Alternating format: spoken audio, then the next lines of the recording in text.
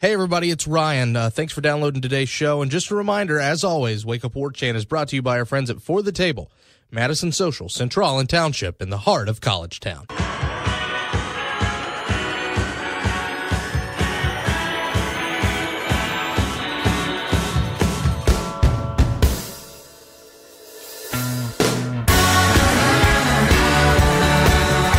That's right, ladies and gentlemen, from Tallahassee to Thomasville and from coast to Atlantic coast, it's time to Wake Up War Chant here on 97.9 ESPN Radio, and it's a very happy Friday morning, January the 19th, to you and yours. You're currently listening to the voice of Ryan Kelly. I'm the director of digital media at warchant.com. It's jam-packed today with Adrian Crawford slated to join us later on in the program. So thanks so much for waking up with us here, either via the podcast, the ESPN Tallahassee app, the WTSM app that is, and of course, over the airwaves on 97.9 ESPN.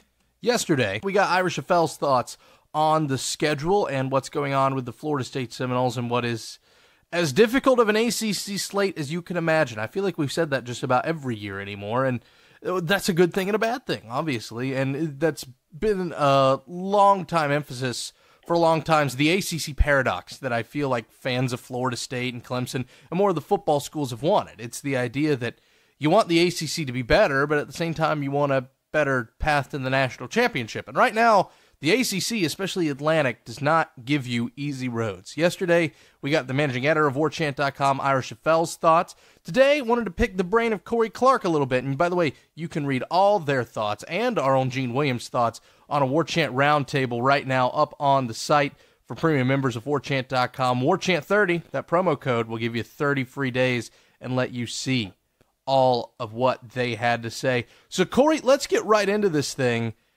Overall, when you look at this one, I think the word daunting is one that can come to mind, especially when you're entering a new era of Florida State football, the way that Willie Taggart is going to be leading the charge. I mean, on Labor Day night, straight out the gate against the Virginia Tech Hokies. Yeah, it's not easy at all.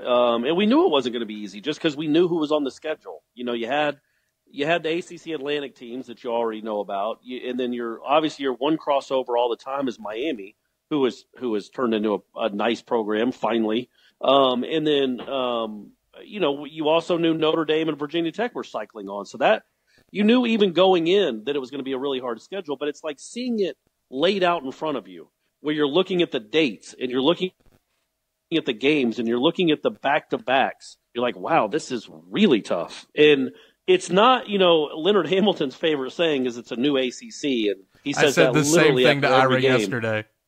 Well, look, that really is the case in football. I mean, it's none of those games are easy. None of them. There are a few. There's a couple that you think, okay, Florida State should handle those easy, like say Boston College at home. Well, you just lost to Boston College by 32 points, so there aren't any gimmies really. Maybe Syracuse at home you could look as a gimme. But even then, man, it's to the point now where you have to play well to win these games, whether it's home or away. And I just think looking at that schedule, man, they could be a really good team and lose 3 games. I mean, just that, those are difficult games. Florida, we don't know what Florida will be under Mullen. We assume they'll be better offensively because they couldn't be any worse. But still, that's not a gimme. None of those games are gimmies except for Samford. So like this year, it could be a struggle at times. And like you said, especially with a new staff and a new system being implemented, maybe not the best time to have probably the toughest ACC schedule you've ever had. And I think you bring up something that's interesting that we only got to allude to when we talked with Ira yesterday. It's the idea that there are unknowns at some of these programs that you're playing. What does Louisville look like without Lamar Jackson? What does NC State look like, because it never seems like they can field a consistent program under Dave Dorn? What does David Clawson's Demon Deacons look like with a new quarterback and a new star offensive player at tight end? What does Florida look like under Mullen? This is really a sliding scale. This is a schedule that even if all those teams aren't as good as we think they can be, it's still going to be tough. But it won't be quite the brutal stretch that you think it is if one or two of those is a little bit of a step further than what you thought. And I think, on the other hand, it kind of reminds me of that 2014 schedule, where you just looked at it on its surface going into that season, and Oh my God, Oklahoma State. Oh my God, Notre Dame. Oh, Florida was, 2 years ago a game away from the national championship. They went 4-8 the year before, but they were also decimated by injuries. I'll give Will Muschamp a little bit of credit. There was so many teams that you thought was going to make that schedule tough, and then at the end of the day, it ended up not being nearly as tough as you thought it was going to be. It was still a rough road ahead, but it wasn't quite the grind that you thought it was going to be. This schedule has potential to be that, but you can't take that at face value. This is going to be tough from head to toe, and a lot of that has to do with positioning. When you have so many tough games, there were certain to be back-to-backs that you weren't going to like, Louisville and Miami being amongst them. Notre Dame, NC State, Clemson, all in that little cluster amongst them as well. Yeah, I still think, and I wrote about it in the roundtable, I think the toughest thing about the whole schedule is opening with Virginia Tech. I just think, you had to play Virginia Tech anyway. We all knew that. But to open them up, and we also knew it was going to be the Labor Day night game. It's not like this was a surprise. But again, when you look at that schedule, there's no really room to breathe, especially when you start off with if they'd have started off with Samford and then Virginia Tech's that second game. Okay, well, then you got one game under your belt, get your feet wet. You have a new defense, a brand new offense, and you get kind of a warm-up game. Well, not kind of. You get a warm-up game with Samford. Now you're out of the gates against a team that won 9 games last year, has a really good coach. And I promise you can come into Doak Campbell and win that game. That's not a gimme. I know people like the primetime Saturday night games, and I understand that the ACC makes Florida State do that. And I guess the Monday night game against Virginia Tech beats a Thursday night game at Raleigh, but not by much. Just because I think that first game you really wanted to get some good feelings. And look, Florida State will be favored in that game, but not by much. And it should come down to the final. I know we're eight months away from that thing, so it's really hard to handicap football games at this point. But you just know what Virginia Tech is. We always know what Virginia Tech is. That's a solid to good good team that always goes to bowls. Lord knows their football account wants to let you know how many straight bowls they've gone to on Twitter. So that's a tough way to open the season. It's not Alabama tough. It's not a neutral site game, but I just think starting with Virginia Tech, if you lose that game, and then you look at what you still have left on that schedule, including later that month trips to Louisville and trips to Miami. That's where the word daunting to me comes in. If you can win that, if you can beat Virginia Tech, which is a big if, you start feeling pretty good about yourself because you got Northern Illinois thrown in there. You got at Syracuse. You got Samford. All of a sudden, you're looking at a nice 4-0 start going to Louisville. And then that's where the season really gets dictated, is at Louisville and at Miami back to back. But again, that's a really tough stretch. And then obviously Clemson at NC State, where Florida State never plays well. I don't think they've played well there since Winky was the quarterback, and that's not hyperbole. I don't think they've won an easy game up there since Winky was the quarterback. Even that 2014 season, they were down 17 points in that game. They just don't play well up there, ever. And they never blow NC State out. They never win comfortably. They should have lost out back there 2 years ago if the kid had not dropped the interception in the end zone. So that's a house of horrors for them. So to have that in between Clemson and at Notre Dame, yeah, man, that's a really tough stretch. But again, we knew it was, like you said, we knew it was going to be, and you had to play these teams and play these games in some order. I just think that's probably the most difficult stretch. And starting with Virginia Tech is a real handicap, especially if you can't win that game. I think regardless, though, with that Virginia Tech game, I see what you're saying there with that opening game. It's rough.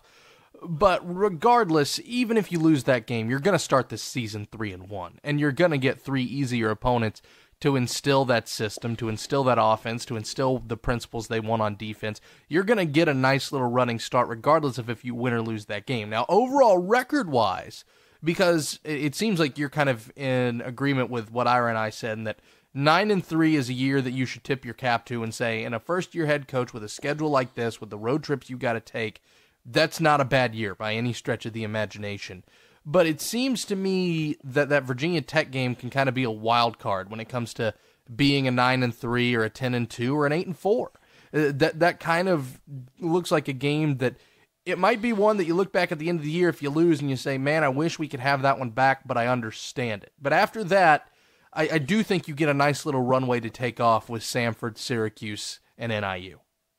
Well, yeah, and I think just going back to the Virginia Tech game real quick, I think if that game's played in October, that's such an easier game for you because you know what you are at that point. I just think, again, I get why they scheduled non-conference games, obviously, to open the season, like the Oklahoma States and the Ole Misses and the Alabamas. This was the ACC telling Florida State, you're going to play on Monday night at home.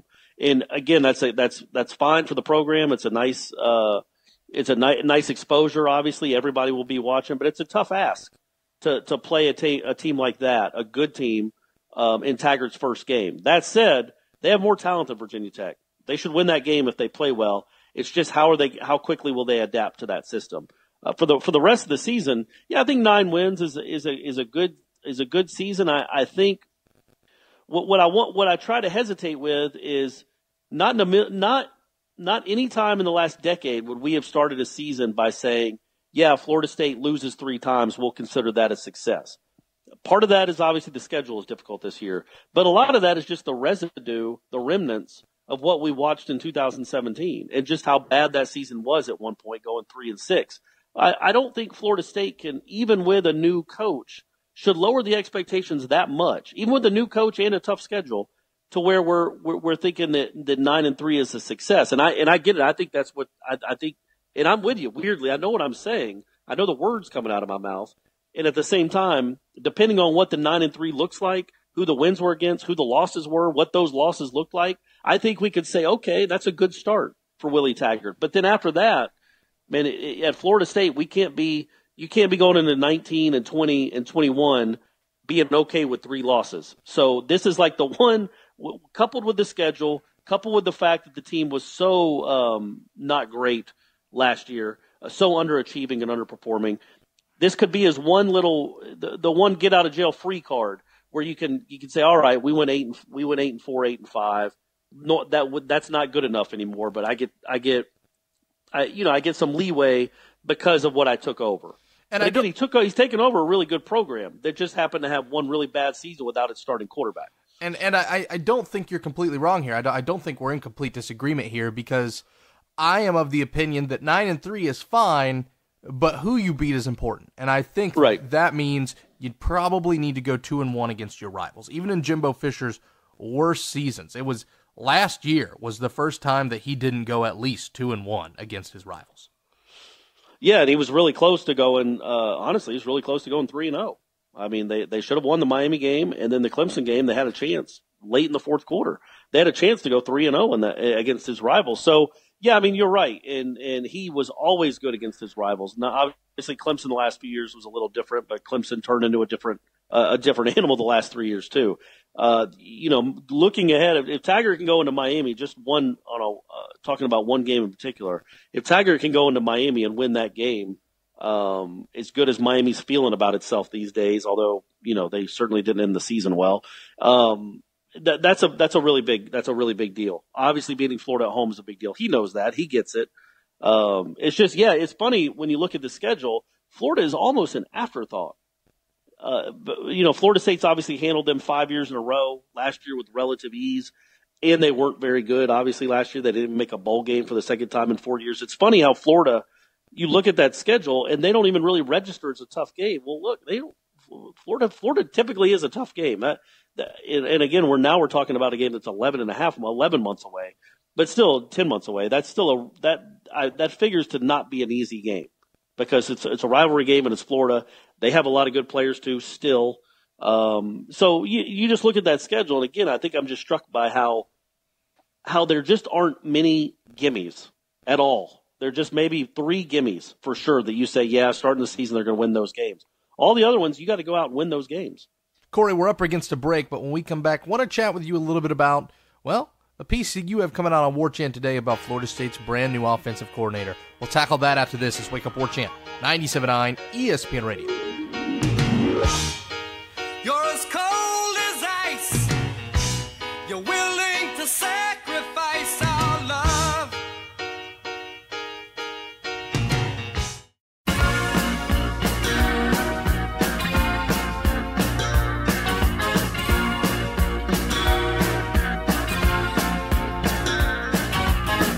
You can never know what it's like.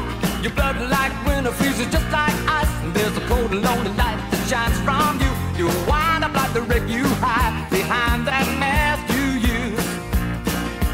Continuing our conversation now with Corey Clark on Wake Up War Chant 97.9 ESPN Radio. We got to talk yesterday a little bit about the staff as a whole, what it means now that it's finally together. But you've got a story coming out on War Chant today that I'm really interested to read because I have not been able to sink my teeth into it yet. But I know what it's about, and I know who you got to talk to, and that's, of course, Walt Bell, the offensive coordinator of Florida State, now coming from the University of Maryland. Before he joined DJ Durkin's staff at Maryland, he was a staple with Blake Anderson, who's now the head coach at Arkansas State, who was the offensive coordinator at a couple different stops, including North Carolina and Southern Miss, places that Walt followed him to, and that he was brought with Blake Anderson. So you got to talk to him. What did you glean from him, and what did you find out about Walt Bell? Well, yeah, I thought it was really interesting. You know, he coached Walt Bell at Middle Tennessee State when Walt Bell was a wide receiver. In fact, Bell, I guess, went to Middle Tennessee State to be a quarterback, was switched to safety, and then switched back to wide receiver when Blake Anderson got there, and he coached him for the last couple of years, and said that what you'd expect, that he was like having another coach in the room. He was a real gritty player, really serious, loves football, is obsessed with football. Said he has no hobbies at all. That was a direct quote. He's got no hobbies. It's football. That's it. And it's been that way since he was 20 years old. And just said that he's like what we've heard from other people and what we've read, he thinks he's an up-and-coming star. Now, obviously, it's his pupil. It's his protege.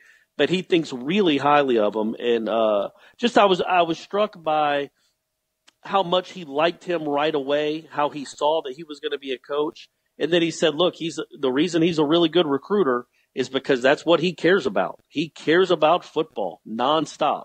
He doesn't have any hobbies at all. He kept repeating that. And and also that he let him, when he brought him to Arkansas State, even though Blake Anderson's an offensive guy, he said, look, when we went to Arkansas State, it was his offense. I let him call it. I let him design it. I let him implement it. It was him. It was all his baby. And that Arkansas State offense. So he wasn't one of those just an offensive coordinator in name while the head coach is doing all the coaching. He was a guy that was calling the plays and designing the game plans. And they broke records there. They scored 65 touchdowns one season, which is twice as many as Florida State scored this past season. So I just think he's a guy that Blake Anderson obviously really liked, because he kept bringing him everywhere he went. He said he thinks he's going to be a star. He said early on he thought this was the career path that he'd be on, where he's not surprised at all that as a 33-year-old, he's already the offensive coordinator at Florida State. And, you mentioned it. Florida State is maybe one of the first places that this offense isn't going to be his baby. Willie Taggart, by all indications, is going to run the show, and that's what I'm curious to see with Walt Bell. How much does Willie Taggart incorporate from him, and how much of it is still the Gulf Coast offense and Willie Taggart's baby? We know it's still going to be Willie Taggart's offense. I'm not trying to insinuate anything else. But how is Walt Bell, a guy who's used to calling plays, who's used to setting in the schemes, going to fit in with something like this? Yeah, I mean, that's the question. That's what we'll have to figure out. I think Taggart will give him probably maybe a little more leeway than Jimbo ever did. Obviously, it's Taggart's offense, but Taggart has also shown the ability to let other people call plays if he wants them to. He's done that before. He's not stubborn where it's always going to be him. He's calling every play. He's going to be looking at the play sheet after every play and signaling in the plays. He could open it up a little bit, and I think he will. I don't think he hired this kid. From everything we've heard, everybody thinks really highly of this guy. I shouldn't call him a kid. He's 33 years old, but he's just younger than me. So anybody younger than me, I call a kid. But I don't think he hired him just to be a name only guy. I think he's going to coach. I think he's going to help implement the offense. And I think Taggart will probably call plays this year, but depending on how it goes, maybe in a year or two, he hands that back over if he really trusts this guy, and if this guy is as good as people claim that he is and seem to think that he is. Again, Blake Anderson just could not say enough good things about him, and how he can adapt to personnel, they both have similar philosophies, and they want to go fast. They want to go quick. They're up tempo. They want to get people in mismatches. And I think that's why Taggart wanted him. And I think to me, it looks like a really good fit. Corey, up next on the show, we're going to have Adrian Crawford talking a little bit about FSU and Virginia Tech. Before we run, I did want to get your thoughts on the game. How important is this one, and does Florida State pull this off? I mean, it's certainly trending that no, they won't. Virginia Tech's better than Boston College. I just think, man, that schedule did them no favors. In the NBA, sometimes you'll hear about schedule losses, just the end of a back-to-back or the end of a road trip, the second night of a back-to-back. You can see a loss coming. I think the Boston College game had a lot to do with that. I think if that game was played on Wednesday, like it should have been, Florida State has a much better chance.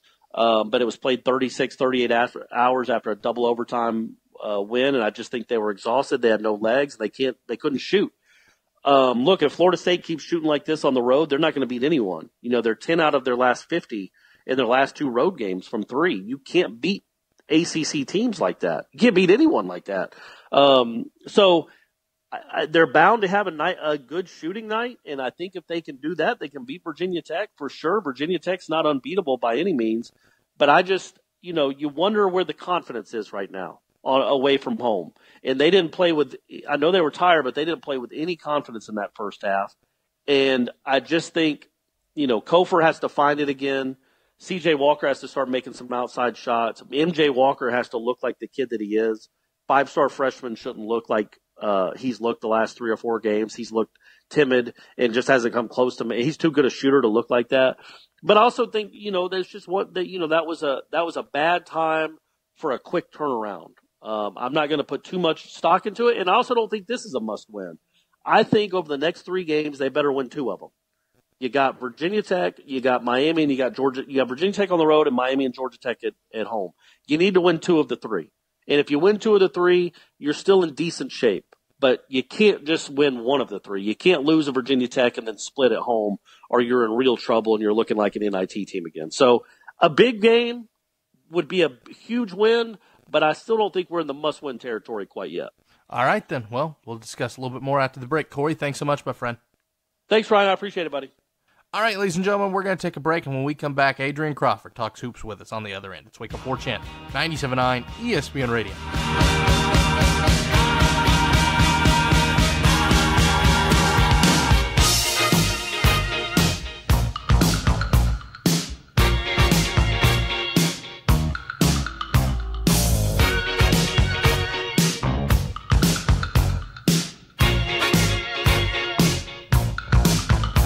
All aboard the Taggart train! I'm really excited about FSU football and the Willie Taggart era. Did you hear there's also a new era happening at warchant.com? Did Warchant get a new coach? No, but they did get a star player. Corey Clark is joining the team. Between Gene Williams, Ira Scheffel, and Corey, that's nearly 50 years of experience covering the Seminoles. Glad I finally took advantage of that 30-day free trial offer and subscribed. And now you get the added bonus of reading Corey Clark's insight into the Noles. Warchant.com, your ultimate Seminole sports source.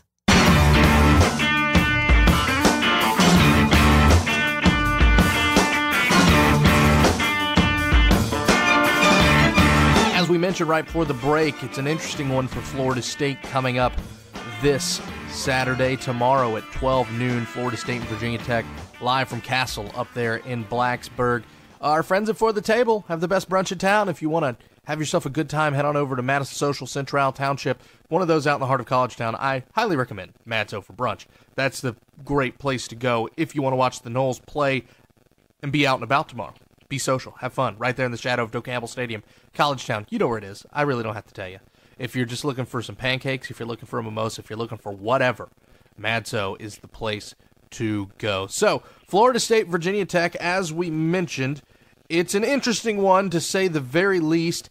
And Corey Clark, right before we went to break, Adrian, we were chatting a little bit about this game, and Corey is of the opinion that while this game itself is not a must-win, these next 3 games, this game at home against Georgia Tech and home against Miami, you got to win 2 of those 3. I would tend to agree with him. What are your thoughts on that? Yeah, man, I agree. I think you got to for sure win 2 of the 3. You can't go 0-3 or 1. You can't go 1-2. I think you for sure got to win 2 of the 3. I mean, best bet, you're 3-0. But again, I actually think, Again, we've done well at home, but I think for these guys, why I think I'm kind of a little bit of a different opinion, why I think this Virginia Tech game is so important is because of confidence. Like last time we were together, that's one of the things I kept communicating. It's confidence, confidence, confidence. Confidence is king in this game. And I think that right now, I think these guys are reeling a little bit. And I think they this is super important about them developing confidence. I see where you're coming from. I see where he's coming from.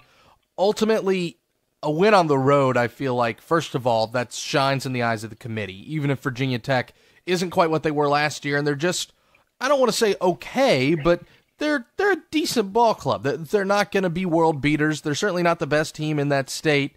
But we know what Buzz brings to the table. We know it's energetic, frenetic basketball that Florida State's going to have to contend with for 40 minutes tomorrow. And a win over the road, especially in the ACC, are not always the easiest things to come by. However, when you look at Florida State and you look at their bench and you look what they can bring to the table, you hope this is a game where you can have as many guys available, because one of the problems with the Virginia Tech Hokies last year is they were not a very deep team. They played pretty much 6 guys, and right now you look at their roster and there's 6 guys average 20 minutes or more a game. This is a place where Florida State wants to win, fresh legs, and bench is going to have to prevail. You're going to need solid performances out of a lot of dudes. That way you can get a victory by committee, as Leonard Hamilton likes to say so much. Yep, and I think you're spot on. I mean, again, I think we have to play to our strengths, but I think the biggest thing is going to be for this group is how they start the basketball game.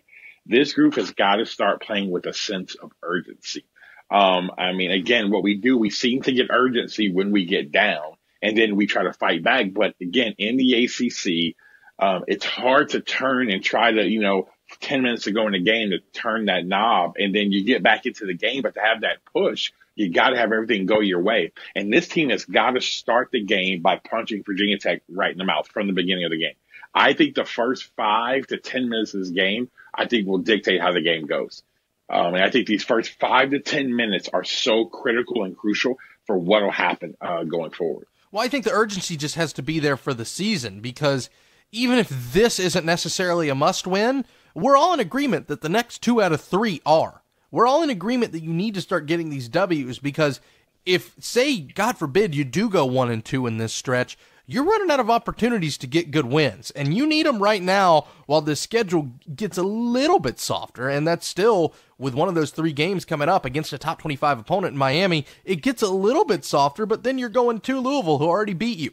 Then you're going to Virginia, then you're hosting Virginia, then you're going to Notre Dame, then you're playing a Clemson team, which apparently is pretty decent. This schedule is about to pick back up in a big, bad way, and I think that's what has to be hammered home. Not necessarily urgency within the 40 minutes of the game, which I agree is something they need more and something that they need to overcome as an emotional team, something that they need to say, even if the shots aren't falling at the beginning, we've got to bring the same hustle, we've got to bring the same confidence, and know that those shots will fall eventually. But you need to start bringing that intensity as a whole to the season, because these next 3-4 are huge. They're critical in a team that was in the top 25 just 2 weeks ago, and now you're thinking worst case scenarios. Yeah, you're right about that. And I think, again, it's this idea and this concept for this group that they have to, again, it's a sense of urgency, because I think sometimes where, it's just going to work out. Sometimes the guys get that mentality where it's like, it's going to, where the game gets a little bit rough. It gets a little bit, kind of, you're like, it's going to work out the season. We lost a couple games here and there. And what you don't realize, if you don't begin to have a sense of urgency, like, you got to play every game, like it's a desperation game. Like every game's a desperation game. Now, in that doesn't mean you just got to try to win on every shot, but you need to let me tell you this, having a healthy sense of fear is not a bad thing. I mean, I think if you look at any great team, you look at any great organization, I mean, there's always a healthy sense of fear. And I think that fear is the thing that pushes them forward. And I think this team, and I would agree with you, they have got to have it for the rest of this season, that there's got to be this sense of urgency to pick up. One of the strongest predictions you can make about this game tomorrow is that if you like points, you've come to the right place. Both teams are in the top 25 in averaging points per game. Virginia Tech edges Florida State. They're 15th in the country, 85.8. And they get great production out of, even though that bench is kind of limited, they get great production out of all those guys. By the way, of the 6 guys I mentioned that play 20 minutes or more a game, Adrian, 5 of them average double figures a night. Ahmad Hill, Kenny Blackshear Jr., Justin Bibbs, Alexander Walker, Justin Robinson. They all average double figures a game. Yeah, this is a little bit different. I mean, if you look, Buzz has always had teams, who are known. I mean, both Florida State and Virginia Tech, Leonard Hamilton and Coach Buzz's teams are always been known for tough, hard-nosed teams. And they are both, I think, this year tough, hard-nosed teams, but a little bit different because normally they're very on the defensive end. It's always this gritty, ballot out. Who's going to win the street fight type of thing. And I think this year, a little bit different style where they get up and down. I mean, again, Ahmed Hill is, I remember, Ahmed Hill, again, coaching against him, high school. I mean, he's always been a big time scorer. Bibbs. I mean, I think Blackshear. I mean, they've got guys who can really fill them. I mean, they got some good players. I mean, they've got 5 of these 6 guys are going to be professionals at some point, maybe not in the NBA, but they're going to be making money in their career. So whenever you got this type of talent, you got to be, ready for it. And I think Florida State has got to wear these guys down. They got to wear them down. They got to, kind of just get back to that way defense, because that's the biggest thing I think we've been missing a lot, man. It's the fact that we're not guarding people the way that we guarded early. And I think we forgot that. And I think it's time for guys to kind of click back to getting back into that's what we do. We guard, we play together, and then we score when we score, and we're good when everyone knows their role and they're doing their role well. And I think that's part of what, if you're a fan watching these teams, is frustrating, is that this team seemed like the first one in a long time. And that's not to say last year's team was bad defensively, because I don't think they were. I think they were solid. I don't think they were elite. I don't think they were poor. They were solid. They were just right there, at least according to Leonard Hamilton team standards. But this finally looked like the team that was going to be junkyard dogs again. And over the last couple games, you just haven't seen it. Yeah, and I think because, what you have to realize, I always tell people, man, human nature is a very tricky thing because, we always have to remind ourselves, man, we are dealing with 18, 19, 20, 20-year-old, 22-year-old kids. And the fact of trying to keep them steady and disciplined and consistent with the same message is a hard thing to do. All of a sudden, you start getting success. All of a sudden you start scoring, and now all of a sudden you forget what gets you. Human nature will get you to think of yourself better than what you are, or to get you to get outside of your skill set. I tell players all the time, do not turn the game into your individual workout, meaning don't do stuff in a game you have not worked on, but human nature will take you there. And I think the reason why I say all that is that right now with this team is that, they started off this way, but then all of a sudden it's the buzz begins to happen of, man, look at this team. They're scoring. They're good. They're this. And now all of a sudden, instead of remembering what got us there, it was team basketball. It's the 250, 300 passes a game. It's the junkyard dog defense. It's the defense that led to offensive possessions in transition. It's the fact that we scored because we got the ball out in transition and we went. And even then, I can't remember the last time I've seen a breakout. Early in the year, man, we were getting pitch ahead buckets, quick layup and scores. I can't remember the last time I've seen one of those in a ball game. Of one of those things. But again, those are the things that made us great. And I think we've got to get back to what allowed us to have the success we had early on.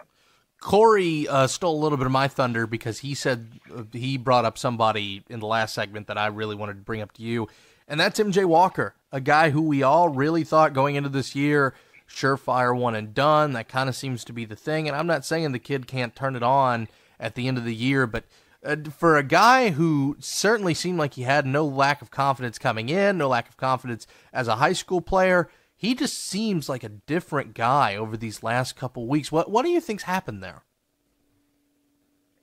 I think when it's all said and done, with MJ Walker, we have to remember, he's a high-profile kid, very good basketball player.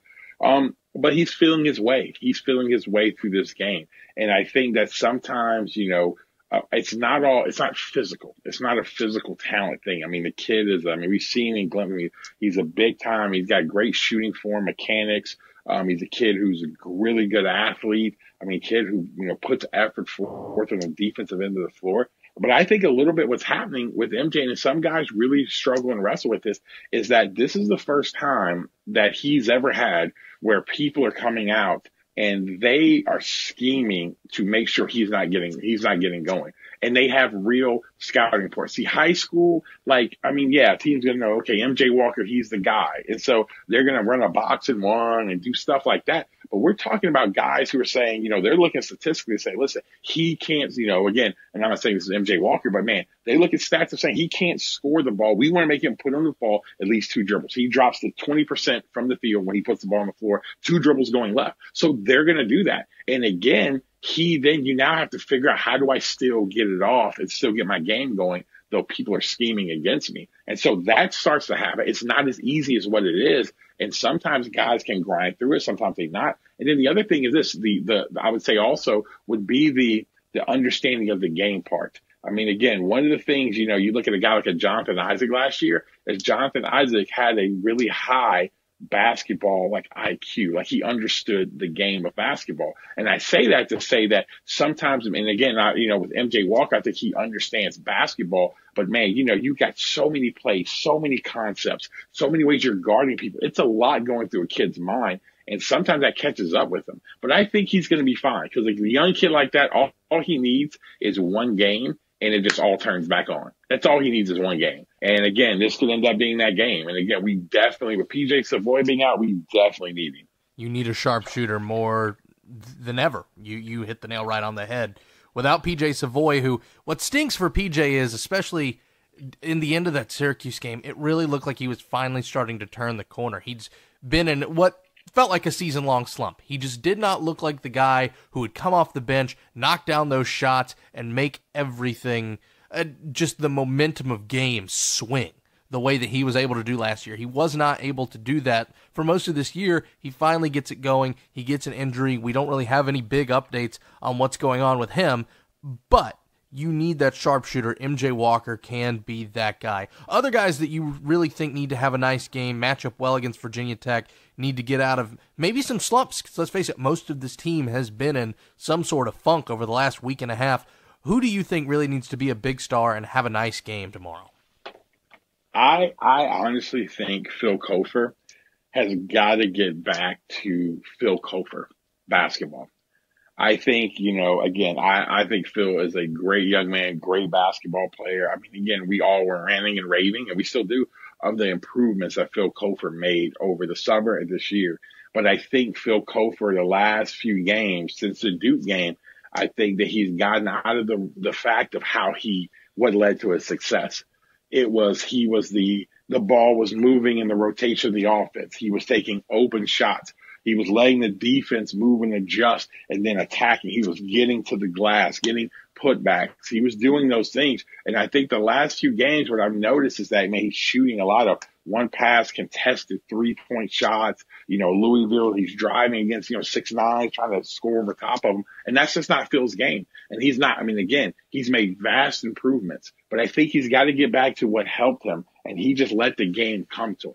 And as the game came to him, he played really, really well. And I think he has got to have a big game for us. And when I say a big game, just playing the way he plays. He doesn't have to score 15 or 20 or 25, but what he can't do is be 1 for 9, 1 for 8. He can't start the first half. He can't do that, because those are empty possessions.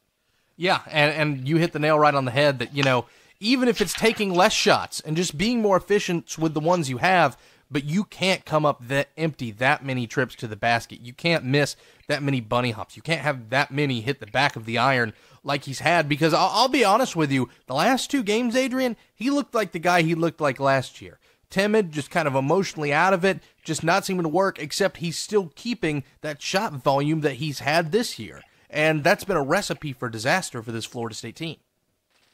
Yeah, you hit it right on the head. I think it's been one of those things to where it seems like he's reverting back, but I think it's reverting back. So I think he's, the one thing I would say though that's a positive about Phil is this: he really wants this team to win. And so what you see is a kid trying his best to help pull his team up. So he's not doing it, I think, out of any type of like, hey, I got, the 20 plus at Duke and had the incredible first half. So now I'm the guy. It's time for me to shine. It's not that. He just is trying to help his team win. But he has to remember Duke, why he kept us in the game is because he got going by getting to the rim, tip-ins, making open shots when they flowed to him. And then what happened, he was in a rhythm so that he could make some tough shots. But he's starting off just taking tough shots. And again, he just has to get back to being who Phil Cofer is. I think that I tell players this all the time. We all, as an individual player, you have your unique skill sets and gifts. And listen, we're not all like everyone else. Everybody's not Carmelo Anthony or Kevin Durant or Russell Westbrook. But let me tell you this, you got to be the best version of who you are. And when you're doing that, you're going to add value and success to the basketball team. And so I think Phil will turn around. I mean, listen, he's a kid who works at it. He's a kid who's in the gym, consistently getting better. And when kids work like that, they're going to always turn it around. How's it shaking out on Saturday? Actually, I think Florida State wins this one.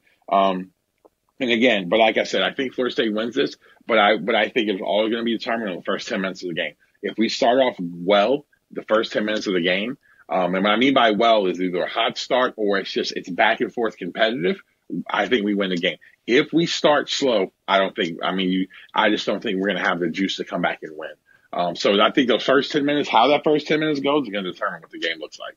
I tend to think that having this rest period is going to do wonders for Florida State. Just having these days off to breathe, recollect, get in some treatments, actually be able to get on the floor, practice, heal up more than anything, and get in a right state mentally. We're going to see, I think this is a big one to see just how much of a pulse Leonard Hamilton and Stan Jones and the rest of this staff have on this team. Should they push the right buttons to get this team back in it mentally? Because there was a stretch last year. Florida State, of course, got off to that super hot start against that brutal schedule in the ACC. And there was that stretch about halfway through the season before they went on the road to Miami where they looked rough. And they were dropping a couple rough games.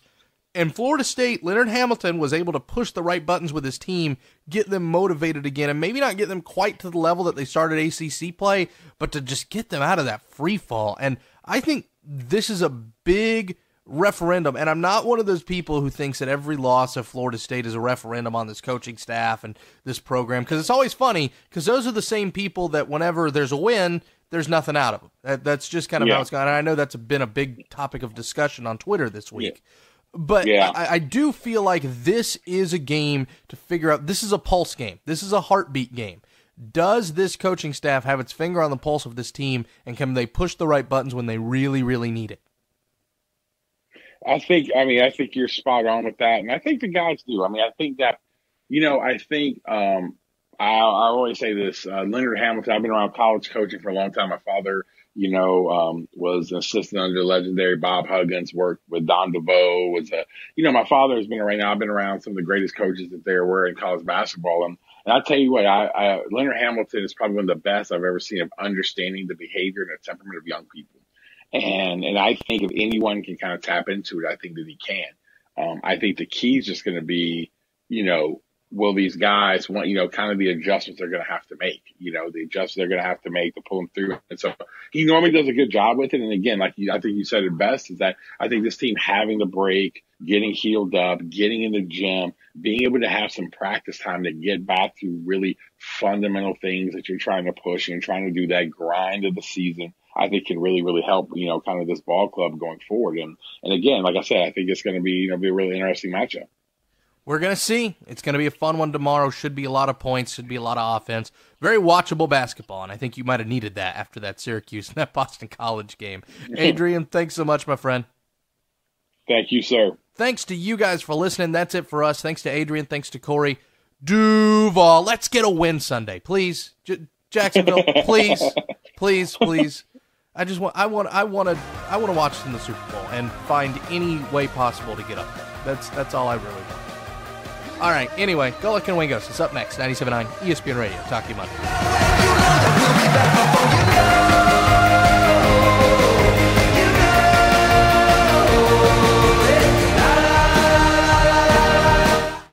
WarChant.com is the ultimate inside source for FSU football and recruiting.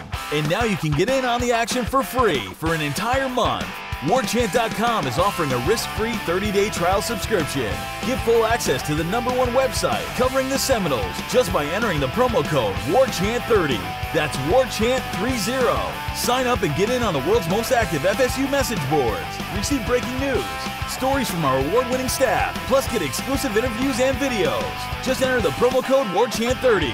WarChant.com, your ultimate Seminole sports source.